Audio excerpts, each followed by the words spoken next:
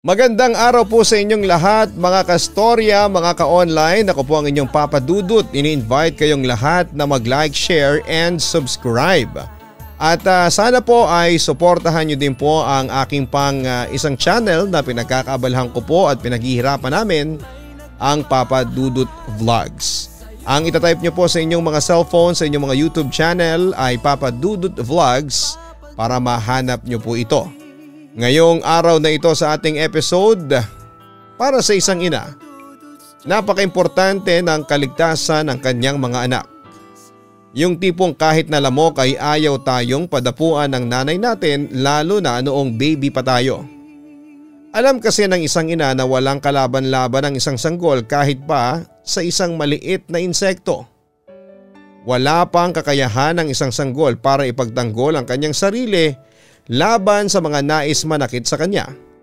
Ngunit paano nga ba poprotektahan ng isang ina ang kanyang anak kung ang nais manakit sa anak mo ay hindi basta-bastang nilalang? Dear Papa Dudut, good day sa iyo Papa Dudut at pati na rin po sa mga listeners mo sa lahat ng panig ng mundo.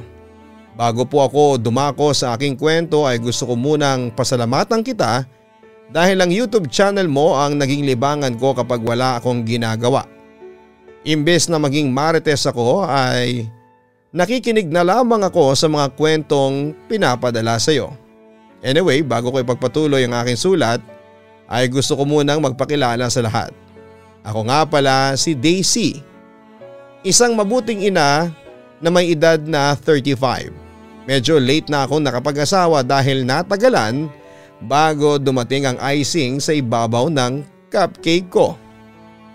31 years old ako nang ikinasal ako sa aking mister na si Peter. Ang dami ngang nagtaas ng kilay kasi bakit daw ako pinakasalan ni Peter, Papa Dudut. Malamang ako ang nabuntis niya. Joke lang. Totoo na nabuntis niya ako kaya niya ako pinakasalan pero mahal namin ang isa't isa. Nabuo ang aming panganay dahil sa love at hindi sa kung ano-ano. Hindi lang talaga makapaniwala ang marami naming kakilala na ako ang nagustuhan ni Peter dahil sa mahirap, dukha at walang pangarap sa buhay daw ako. Tapos si Peter ay mayaman, stable ang buhay at independent. Grabe sila sa pangaalipusta sa pagkatao ko, Papa Dudut. Well, totoo na mahirap at dukha ako pero yung walang pangarap sa buhay, I don't think so. Anyway, tama na sa mga palabok, Papa Dudut. At baka iba na ang may kwento ko. Baka mga marites sa buhay ko ang maging bida sa sulat kong ito kapag patuloy ko silang pinag-usapan sa programa mo. Sa ibang sulat ko na lang sila gigisahin. Ang kwento ko ay tungkol sa isang karanasan sa aking buhay na hindi ko makakalimutan kahit ako ay nabubulok na sa ilalim ng lupa. Responsableng ama at asawa si Peter. Maayos siya makapag-provide. Isa siyang civil engineer at talagang hindi siya nawawala ng project. Sa iba't ibang lugar siya nagkakaroon ng trabaho. Minsan sa malapit, minsan sa malayo. Bihirang mangyari na magkasama kami sa isang straight na linggo. Pero kahit na ganoon ay wala akong pagtatampo sa aking asawa. Alam ko na ginagawa niya yon para mabigyan kami ng magandang buhay, Papa Dudut. Hindi naman sa pagmamayabang, pero kahit paano ay nakakaluwag kami sa buhay, Papa Dudut. Nakatira kami sa maayos at may kalakihan na bahay. Meron kaming mga sasakyan at kapag may gusto ako ay nabibili ko. Pero syempre hindi ako gastadora. Hindi ko ginagastos sa mga walang kwentang bagay ang perang pinaghihirapan ng aking si Peter. Mag-iisang taon na ang panganay kong si Ana nang malaman kong buntis na naman ako sa pangalawa namin ni Peter. Eto kasing si Peter, grabe ang panggigigil sa akin kapag umuuwi sa bahay. Well, wala namang problema kung mabuntis ako kasi plano talaga namin ni Peter na magkaroon ng maraming anak. 100 ang gusto ni Peter. Yun daw ang dahilan kung bakit malaki ang bahay na pinagawa niya at kung bakit nagsisipag siya sa pagtatrabaho. Parehas kaming natuwa ni Peter sa aking pagbubuntis. Kapag may chance kahit pagod ay bumibisita si Peter sa aming bahay para masiguro na okay lang ako. Bawat buwan na lumilipas ay nadadagdagan ang paglaki ng aking tiyan. Malaki pa naman ang tiyan ko kapag buntis ako kaya kahit nasa 6 months pa lamang ang tiyan ko ay para nang nilunok ko ang globe sa MOA. It's a boy pala, Papa Dudut. Sumama sa akin si Peter nang magpa-ultrasound para malaman kung ano ang gender ng aming second baby. Labis ang saya ni Peter sapagkat gusto niya talaga ang lalaki na maging second baby naming dalawa. Grabe, hindi ako makapaniwala na in 3 months ay 4 na tayo dito sa bahay. Asawa ko. Ang masayang sabi ni Peter nang makarating kami sa bahay mula sa aking doktor. Ha? Sino yung titira dito sa bahay? Kukuha ka ng kasambahay? Ang nagtataka kong tanong. Yung baby na nasa tiyan mo. Ano ka ba naman asawa ko? Napapakamot sa ulo na sagot pa ni Peter. Ay oo nga pala. Manganganak na ako at madadagdagan na tayo ng isa kaya magiging 4 na tayo. I get it na. Tugon ko sa kanya. Pero sa tingin ko tama ang sinabi mo. Mukhang dapat kumuha na tayo ng kahit na isang kasambahay o yaya. Para may katulong ka sa pag-aalaga kay Ana at sa ibang gawaing bahay. May hirapan ka na kasing kumilos kapag lumaki na ang tiyan mo. May pag-aalalang suggest ni Peter. Naisip ko na tama ang sinabi ng asawa ko, Papa Dudut. Noong first time kong mabuntis ay nahirapan na akong magkikilos nang malapit na akong manganak. Wala naman akong kamag-anak na pwede kong makasama kaya solo talaga ako noon. Ang mga kapatid ko ay may kanya-kanyang pamilya at ayoko na abalahin pa sila. Ilang projects tuloy ang pinalampas ni Peter dati para mabantayan ako hanggang sa makarecover kahit papaano. Gets ko kung bakit sa pangalawa kong pagbubuntis ay gustong kumuha ni Peter ng yaya. Noon kasi wala pa si Ana. Sa pagkakataong yon ay may Ana na at ayaw daw ni Peter na magpalampas ulit ng project dahil kailangan niya yon dahil madadagdagan na kami. Naintindihan ko siya, Papa Dudut. Alam ko na kung pwedeng siya ulit ang magbantay sa akin hanggang sa mga anak ko ay gagawin niya. Pero iba na nga lang talaga ang sitwasyon ng panahon na yon. Nagkasundo kami ni Peter na kumuha ng yaya pero ang sabi ko ang gusto kong yaya ay yung kilala ko o kahit kilala ng kakilala ko. Para naman ay maging komportable ako kahit papaano sa makakasama ko. Ang naging usapan namin ay pansamantala lamang ang pagkuha namin ng yaya.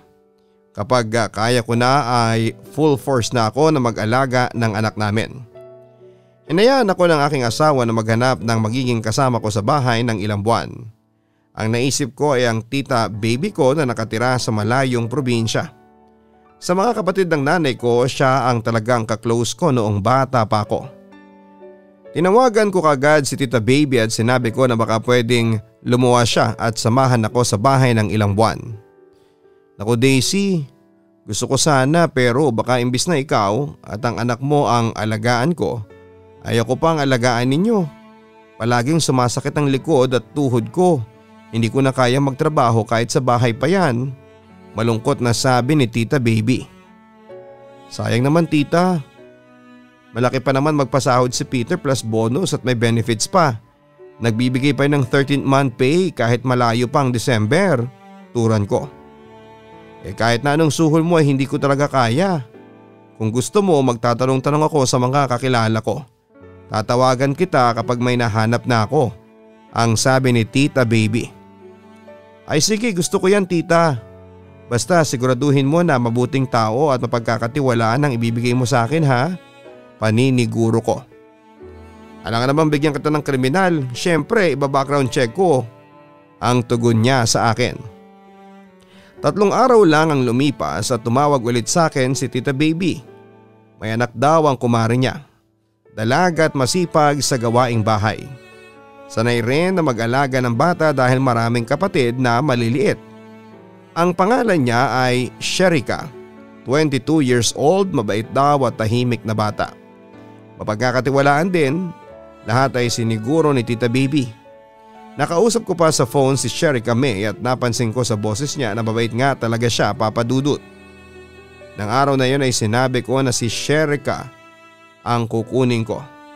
Nagpadala kagad ako ng pamasahe sa kanya para makaluwas na siya. Pinag-usapan na rin namin ang magiging sahod niya at ang mga gagawin niya. Mag-aalaga siya kay Ana at minsan ay tutulong sa akin sa gawaing bahay. Inamin sa akin ni Sherika na wala siyang alam sa syudad, kaya sana ay sunduin ko raw siya sa terminal ng bus. Hindi rin daw siya nakakabasa at nakakasulat. Sobra akong naawa sa kanya, Papa Dudut. Sinabi ko sa aking sarili na kapag naging mabuti ang performance niya sa amin ay pag-aaralin ko siya. Dumating na ang araw ng pagsundo ko kay Sherika sa bus terminal.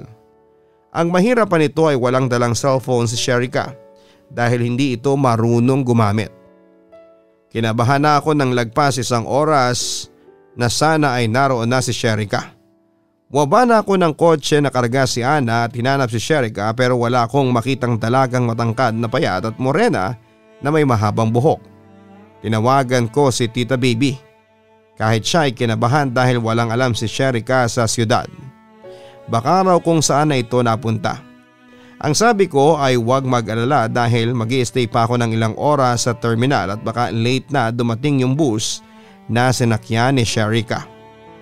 Dumilim na lahat ng bus na nagbabaan ng pasahero ay tinignan ko ang lahat ng bumababa pero wala akong nakitang babae na kagaya ng description na ibinigay ni Tita Baby.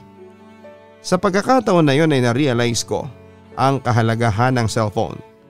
Kung meron sana noon si Sherika ay kanina ko pa siyang natawagan at nalaman kung nasaang lupalop na ba siya.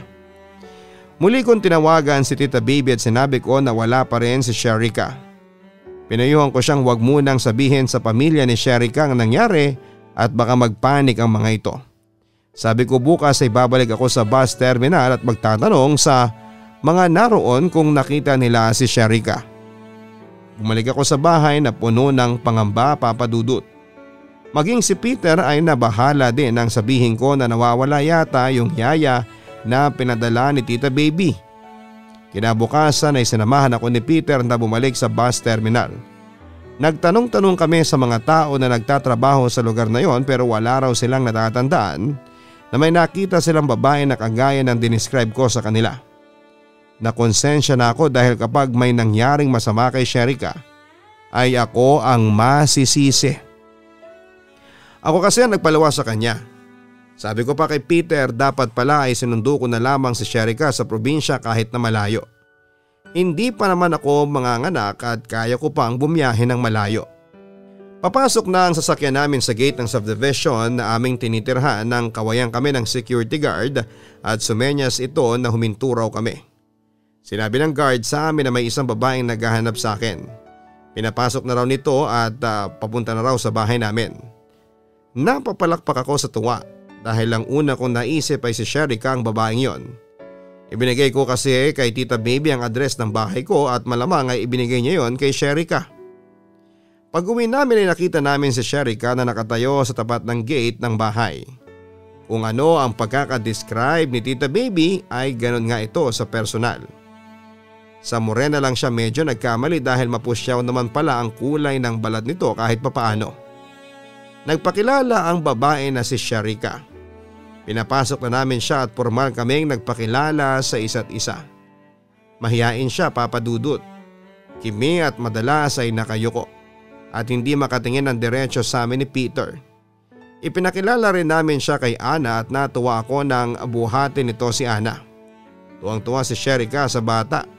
Mukhang magiliw at totoong sanay na mag-alaga ng maliliit na bata. Humingi rin ako ng pasensya kay Sherika dahil hindi ko siya nakita sa araw na dapat ay susunduin ko siya. Ang sabi niya ay nawili siya sa mga sasakyan na nakikita. Umalis daw siya saglit sa terminal ng bus at naglakad-lakad hanggang sa naligaw na siya. Ipinakita pa niya ang papel kung saan ay nakasulat ang address ng bahay namin. Nagpahatid daw siya sa taxi kaya nakarating siya sa aming bahay. Tuwang-tuwa ako dahil safe si Sherika. Masaya rin ako na magkakaroon na ako ng katuwang sa pag-aalaga kay Ana at sa paggawa ng mga gawaing bahay kahit na ilang buwan lang.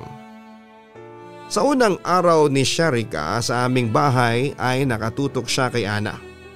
Umuwi si Peter ng gabi at sinabi ko sa kanya na mukhang hindi nagkamali si Tita Baby sa pagpili ng taong magiging yaya ni Ana. Magiliw kasi talaga si Sherika sa bata, Papa Dudut. Kapag umiiyak ang anak ko ay kayang-kaya niyang patahanin kaagad.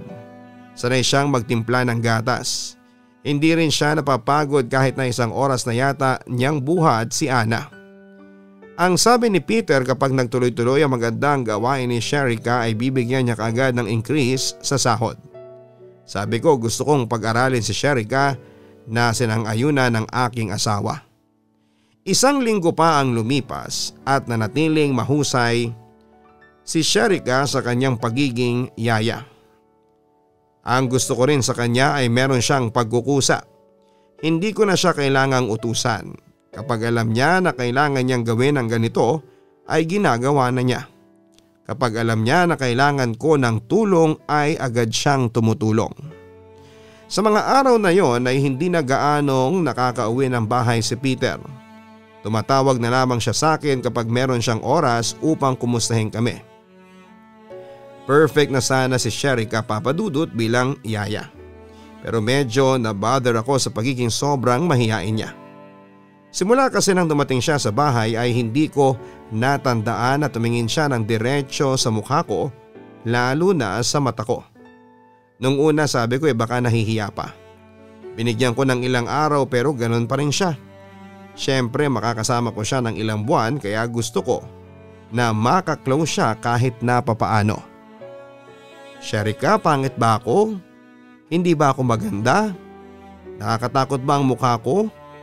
Tanong ko kay Sherika habang kumakain kami ng almusal. Hindi po ate, maganda ka po. Bakit mo naitanong yan, Ate Daisy? Ang tugon niya. Kasi bakit hindi mo ko tinitignan sa face ko? Iniisip ko tuloy na mukha akong halimaw o bakulaw. Natatakot ka siguro sa mukha ko. Ang nakatawa kong tugon. Mahiyain po kasi talaga ako, ate. Hindi kasi ako sanay na makisalamuha sa ibang tao. Pasensya ka na po, ate. Ang nakayuko niyang pahayag. Joke lang ha, baka mas talo kang mahiya dahil sa sinabi ko. Pero alam mo, masipag kang bata saka maganda ka. Puri ko kay Sherika. Tinanggap ko na ganon talaga ang ugali ni Sherika, Papa Dudut. Siguro nga ay hindi na maalis sa kanya ang pagiging mahiyain. Saka hindi naman nakakaapekto sa trabaho niya ang ugali niya na yon. Kaya sabi ko ay wala akong dapat na ipangamba. Sa pagtungtong ko sa aking 7 buwan ng pagbubuntis ay doon na ako nakapansin ng mga bagay na kakaiba kay Sherika. Minsan ay nahuhuli ko siyang nakatingin sa akin. Yung hindi basta tingin kundi titig talaga, Papa Dudut. Ang laki pa naman ng mata niya kaya medyo natatakot ako. Kapag napapansin niya na nakatingin rin ako sa kanya ay bigla siyang yuyuko o kaya ay aalis ng walang imik. Minsan nga habang natutulog ako isang gabi ay naalimpungatan ako. Napasigaw ako dahil may nakita akong tao na nakatayo sa gilid ng kama kung saan malapit si Ana. Akala ko ay kung sino na. Si Sherika lang pala. Ang sabi niya sa akin ay parang narinig niya na umiiyak si Ana kaya pumasok siya sa kwarto ko nang walang pasabi. Nagduda ako kung totoo ang sinabi niya. Kung umiyak kasi si Ana ay ako ang unang magigising at makakadinig. Sobrang himbing ng tulog ni Ana sa tabi ko, Papa Dudut. Napansin ko rin na parang siya na ang nanay ni Ana. Halos ayaw niyang ipabuhat sa akin ang anak ko. Isang gabi bago ang hapunan ay nasa tapat ng pinto si Sherika at karga si Ana. Sherika, akin na si Ana at pakakainin ko na siya, ang sabi ko.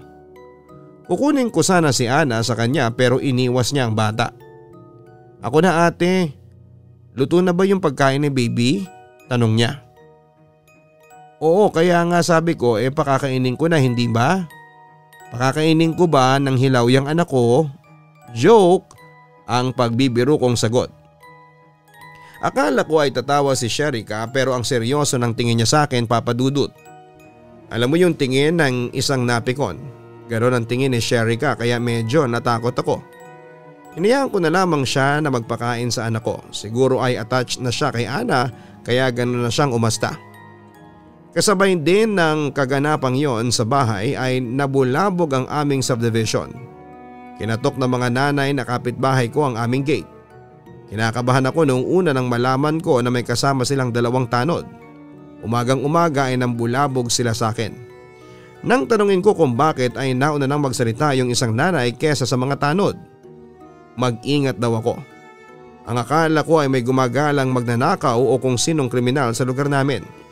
Yung pala ay may nakita raw silang malaking ibon sa bubong ng aming bahay noong isang gabi. Ang sabi ko ay dapat ay sinabi nila sa DNR at baka Philippine Eagle. Naku Daisy, hindi agila ang ibon na yon, kundi isang aswang. Isang tiktik. Mag-ingat ka, buntis ka pa naman. Mabango para sa mga tiktik ang buntis. Nanlalaki ang mga matang sabi ng isa kong kapitbahay. Kahit naman po sa asawa ko ay mabango ako eh. Tingnan nyo at nakadalawa na kami sa sobrang bango ko. Nagbibiro kong sabi. Seryosohin mo kami Daisy. Concern lang kami sa'yo. Baka isang umaga ay makita ka na lang namin na nakabulagta sa talahiban at wakwak ng tiyan. Ang pananakot pa ng kapitbahay kong tsismosa. Grabe sila sa wakwak ang tiyan Papa Dudut. Kunwari ay naniwala ako sa kanila at sinabi ko na mag-iingat ako. Nag-advise pa sila sa akin na maglagay ako ng asin sa bintana ng aking kwarto. Magsaboy din daw ako ng asin sa may tapat ng bahay ko. At kung kaya ko ay sa bubong na rin. Magpabili raw ako ng buntot ng pagi sa asawa ko at itabi sa pagtulog. Ang mga yun daw ang mabisang pagtaboy sa aswang o kaya ay tiktik. Lumaki man ako sa probinsya ay hindi ako naniniwala sa aswang kaya hindi ko sinunod ang mga sinabi ng aking mga kapitbahay. Sabi ko pa nga kapag malaking ibon ay aswang kaagad. Kahit may chismis na meron daw tiktik sa aming subdivision ay pinagkibit balikat ko lamang yon. Para kasi sa akin ay tatakutin ko lang ang sarili ko kung maniniwala ako. Inisa-isa ng mga tanod at mga chismosa ang lahat ng buntis sa aming lugar para bigyan ng babala. Maging ang mga bata ay hindi na pinalabas kapag madilim na. Parang sunog na kumalat ng mabilis ang kwento tungkol sa tiktik. Marami ang natakot lalo na yung mga umuwi ng gabi o madaling araw. Nag-start na rin kumalat ang mga kwento na hindi ka paniwala. May natagpuan daw na bata sa talahiban na walang lamang loob. Wala namang makapagpakita ng litrato o pinangyarihan ng krimen. Kahit pulis nga ay wala akong nakitang nagpunta sa talahibang parte ng subdivision. Mas lalo tuloy akong napailing sa husay na gumawa ng kwento ng mga tao. Inopen ko kay Sherika ang kumakalat na chismis at kahit siya ay tinawanan lamang yon. Siya na mismo ang nagsabi na kahit simula bata ay nasa probinsya na siya ay hindi pa siya nakakita ng aswang. May mga ganong kwento rin daw sa lugar nila pero lahat ay walang matibay na patunay. Pero salita lang daw mula sa mga taong ang trip sa buhay ay gumawa ng kwento para katakutan ng marami.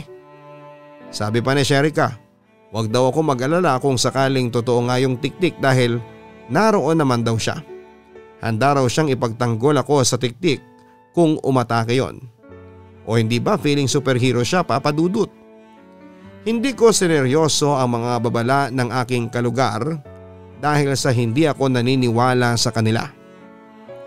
Mapayapa pa rin akong nakakatulog sa gabi, siguro kung naniwala ako sa kanila ay hindi ako makakatulog sa sobrang pagkapraning na baka may makita kong dilang lumalawit mula sa bubong para kunin ang baby sa aking tiyan. Dasal lang sa itaas ay sapat na sa akin para makampante ako na walang masamang mangyayari sa akin habang ako ay natutulog. Nang minsang umuwi si Peter sa bahay ay kinuwento ko sa kanya ang kumakalat na balita sa lugar namin tungkol sa tiktik. Mag-iingat kayo ni Sherika, asawa ko, lalo na ikaw. Buntis ka pa naman. Alam mo ba na gusto ng mga tiktik ang buntis dahil sa baby na nasa tiyan nila? Ang tura ni Peter after kong magkwento. Natawa ako sa mga sinabi ng aking asawa.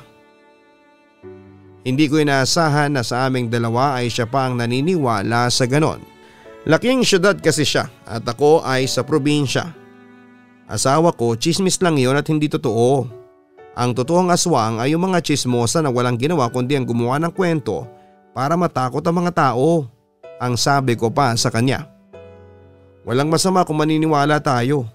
Kahit nga yung guard pagpasok ko ay sinabing may nagpunta na reporter dito para mag-interview tungkol sa tiktik. Sambit pa ni Peter. Hindi na ako nagsalita pa at ayoko makipagtalo sa aking asawa. Baka pagmulan pa yon ng aming pag-aaway. Ang pangit naman na dahil sa magkaiba kami ng paniniwala kung totoo o hindi ang aswang ay mag-aaway kami, hindi ba? Para hindi ako masyadong maapektuhan ng mga kwento-kwento sa labas ay hindi na ako tumatambay sa labas kapag alam kong nag-uumpukan ng mga tsismosa sa labas. Yun nga lang dahil sa palagi akong nasa loob ng bahay ay mas napupun ako ang mga kakaibang kilos ng aming yaya na si Sherika. Isang gabi habang nasa ibaba ako at nanonood ng favorite kong soap opera ay nagulat ako at kinabahan nang marinig ko ang malakas na pag-iyak ni Ana sa itaas ng aking kwarto. Ang naisip ko ay baka nahulog siya sa kama pero imposible dahil kasama ng anak ko roon si Sherika. Pinapatulog na niya kasi si Ana. Kahit nasa magandang eksena na ang aking pinapanood ay tumakbo ako papunta sa kwarto at nakita ko si Sherika na buhat si Ana. Inihiheli niya ang aking anak at pilit na pinapahinto sa pag-iyak. Nag-alala akong kinuha si Ana sa kanyang yaya. Grabe kasi yung iyak ng anak ko. Iyak na parang nasaktan siya ng sobra. Tinanong ko si Sherika kung bakit umiiyak si Ana. Natatakot niyang sinabi sa akin na naglalaro sila ni Ana tapos ay bigla raw siyang nanggigil. Hindi niya raw sinasadyang nakagat si Ana sa kaliwang binti. Doon ko tinignan ang binti ng anak ko at napaiyak ako dahil sa lalim ng kagat ni Sherika. Hindi dumugo pero kita ko mula sa marka ng ngipin na sobrang diin ng pagkakakagat ni Sherika doon. Ate sorry, nakakagigil kasi si Ana. Hindi ko na po uulitin. Hiyang-hiya na paghingi ng tawad ni Sherika. Please Sherika, huwag mo nang uulitin ha. Alam mo na manipis ang balat ng baby. Buti hindi bumao ng ngipin mo.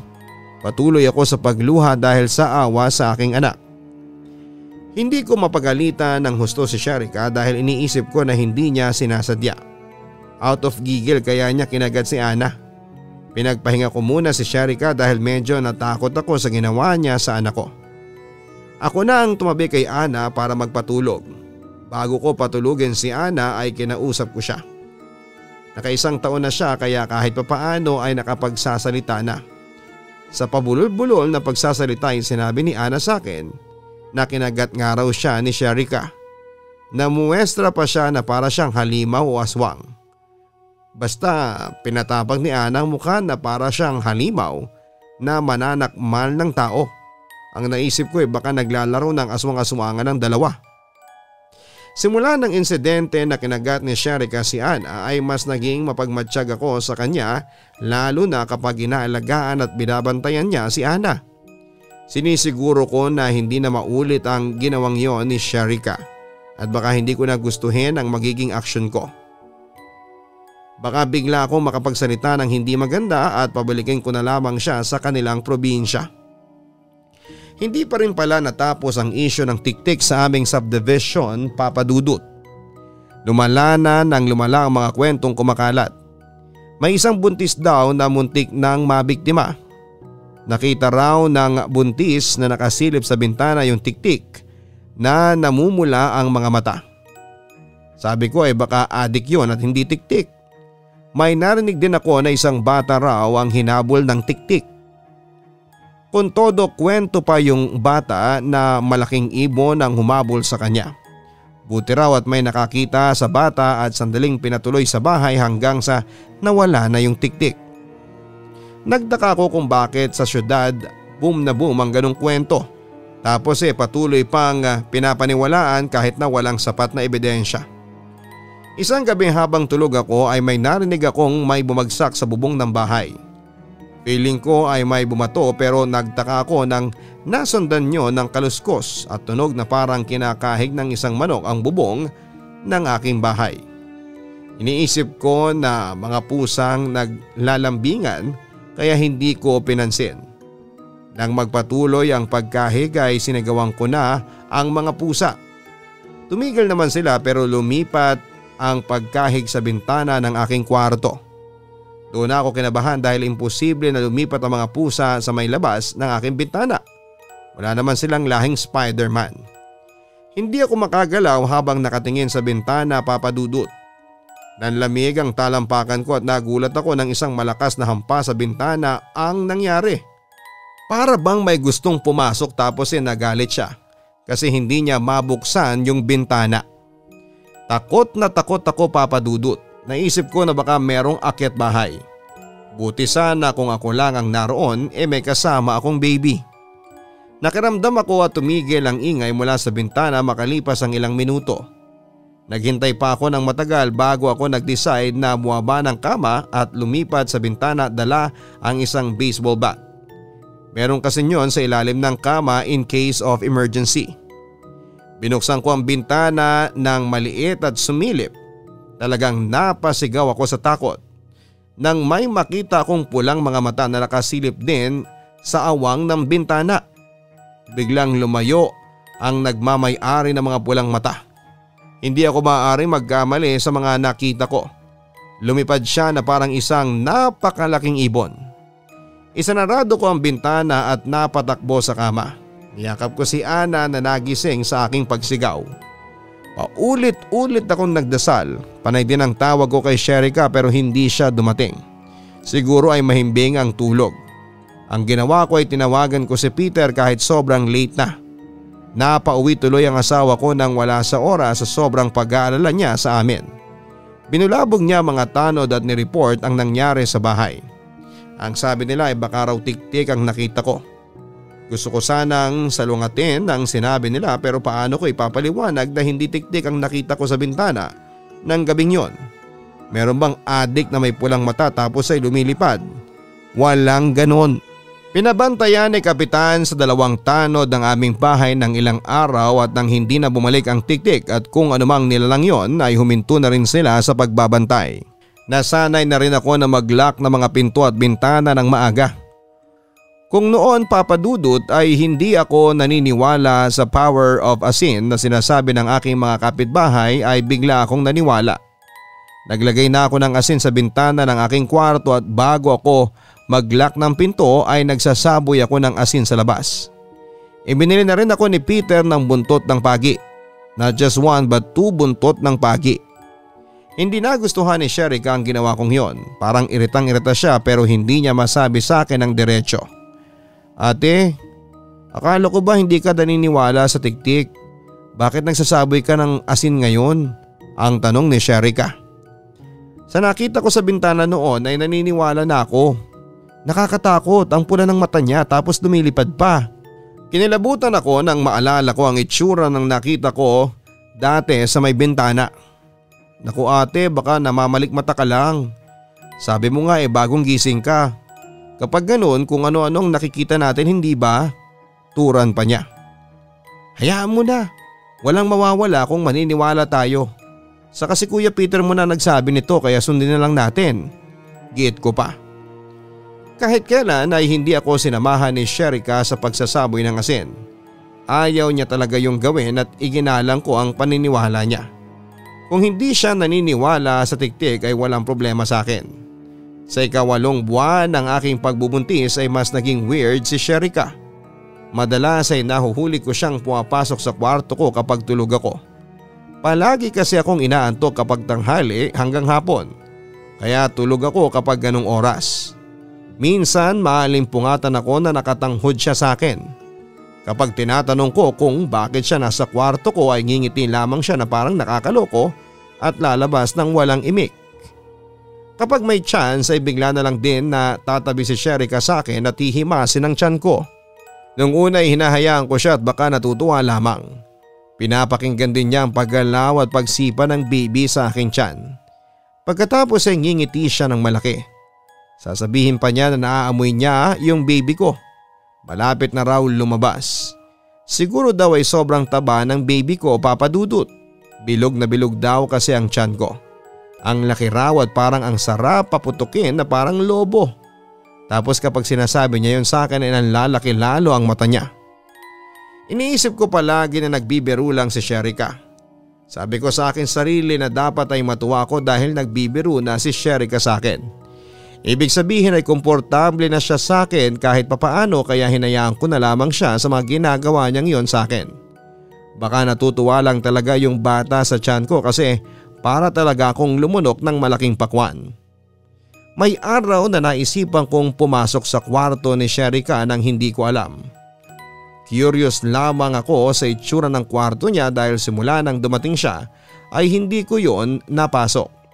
Sakto na naliligo siya sa ibaba kaya nakapasok ako nang hindi niya alam. Tinignan ko ang mga damit niya at kakaunti lang, inangat ko ang kama at may nakita akong mga tuyong dahon at maliliit na sanga na hindi ko alam kung para saan. Meron din pala siyang isang bote ng langis na may nakababad na kahoy at lubid. Ang akala ko ay hindi malalaman ni Sherika na pumasok ako sa kwarto niya pero isang araw ay bigla niyang sinabi sa akin na sa susunod daw kapag papasok ako sa kwarto niya ay magsabi ako sa kanya. Napamanga ko kasi 2 days after kong pumasok sa kwarto niya yon, sinabi sa akin. Napa-okay na lamang ako sa aking pagkagulat. Isang araw ay nag-alala ako kay Sherika. Nagising kasi siya na sobrang init. Ang taas ng lagnat niya at nagduduwal siya. Bukod sa nag-aalala ko sa kanya ay nag-aalala rin ako para sa sarili ko at kay Ana. Baka kasi kung ano na ang nangyayari sa kanya at baka mahawa kami. Paranoid na akong paranoid pero syempre nanay ako at ayokong magsisi sa huli kapag si Ana o ako naman ang nagkasakit.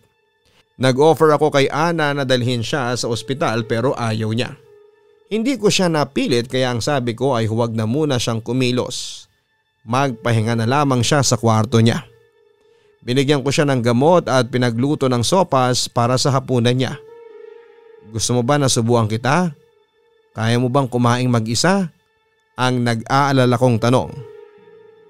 Kaya ko ate, kung pwede ay iwanan mo na ako. Aniya na nanghihina ang boses. Ayaw ko sanang iwanan siya papadudod kahit sinabi niyang okay siya ay hindi ko makita na okay siya. Pawis na pawis ang mukha at pagod na pagod.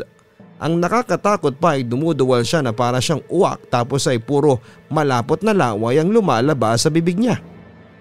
The next morning pagpasok ko sa kwarto niya ay wala siya. Hindi rin nagalaw ang sopas at gamot na dinala ko nung isang gabi. Nakabukas pa ang bintana, nag-alala ako dahil baka kung saan nagpunta si Sherika. Hindi siya lumalabas ng bahay kaya alam kong hindi niya kabisado ang subdivision. Baka naligaw na siya o kung saan na napunta. Tatawag na sana ako sa guard kung may nakakita kay Sherika. Dahil hindi kilala ng guard si Sherika ay dinescribe ko na lamang sa kanya. Wala raw siyang napansin na babaeng dumaan o lumabas ng gate. Ipapacheck niya raw sa CCTV at baka hindi niya lang nakita. Nang araw ding yon ay pumutok ang isang balita na may nakita raw na bangkay ng babae sa Talahiban. Sa pangamba ko na baka si Sherika yon ay pumunta ako. Dahil walang magbabantay kay Ana ay binitbit ko siya. Kahit paano ay nakahinga ko ng maluwag nang makumpirma kong hindi yon ang yaya ng aking anak. Kalunos-lunos ang nangyari sa bangkay papadudot. Parang galit na galit yung may gawa dahil labas ang lamang loob nito at maraming kalmot ang katawan. Narinig ko sa mga pulis na baka nanlaban ng biktima sa responsable sa krimen kaya maraming kalmot.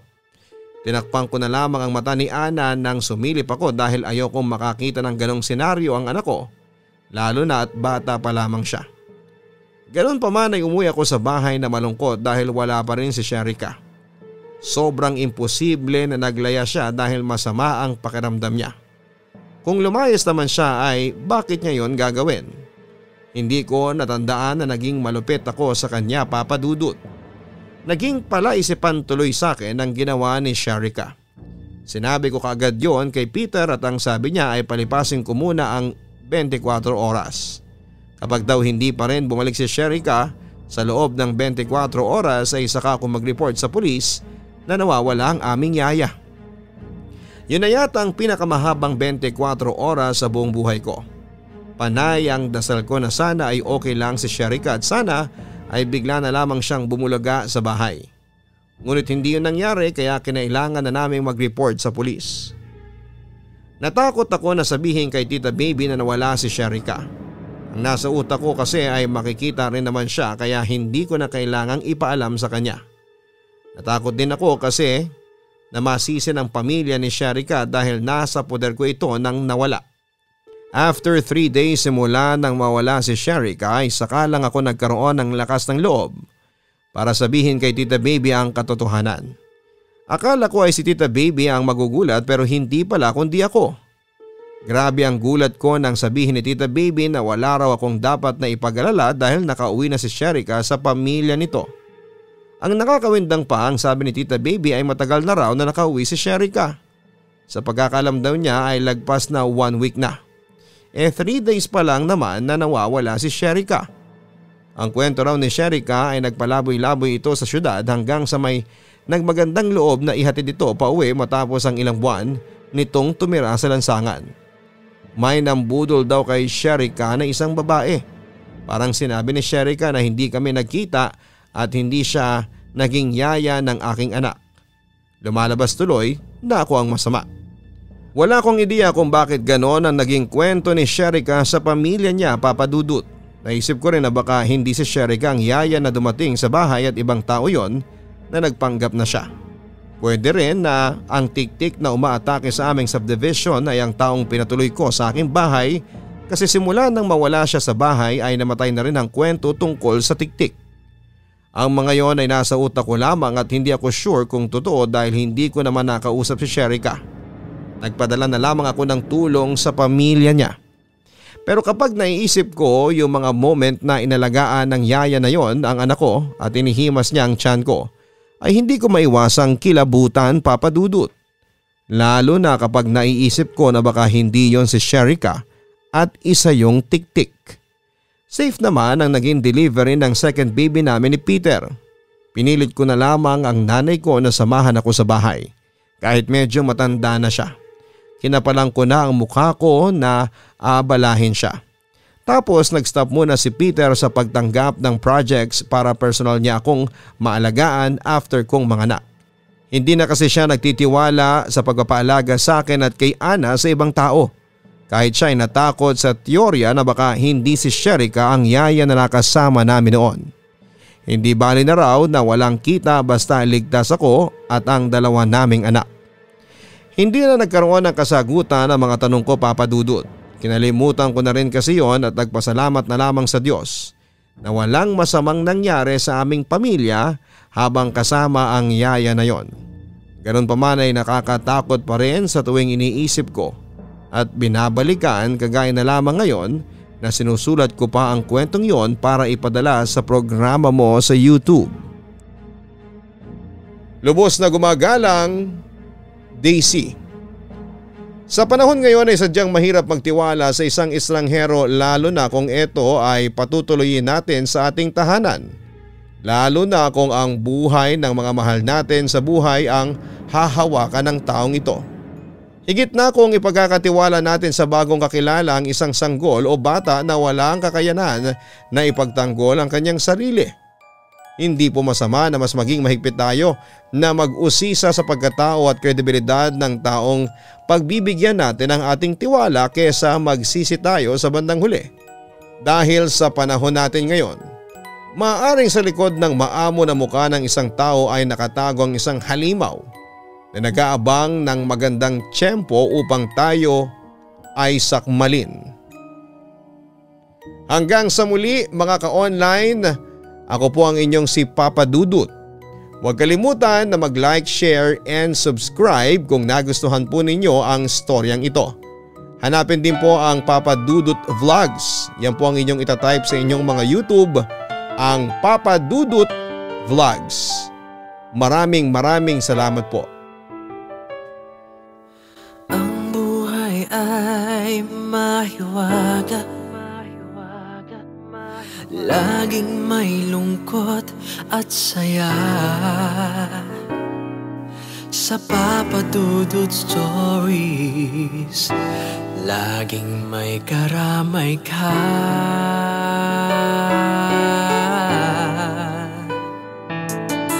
Mga problemang kay bigat, dito ay pakikinggan ka. Sa Papa Dudut Stories, kami ay iyong kasama. Dito sa Papa Dudut Stories, ikaw ay hindi nag-iisa.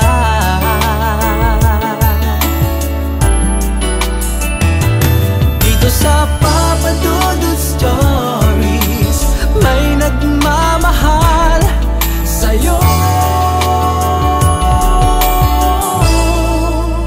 Papa Dudut Stories, Papa Dudut Stories,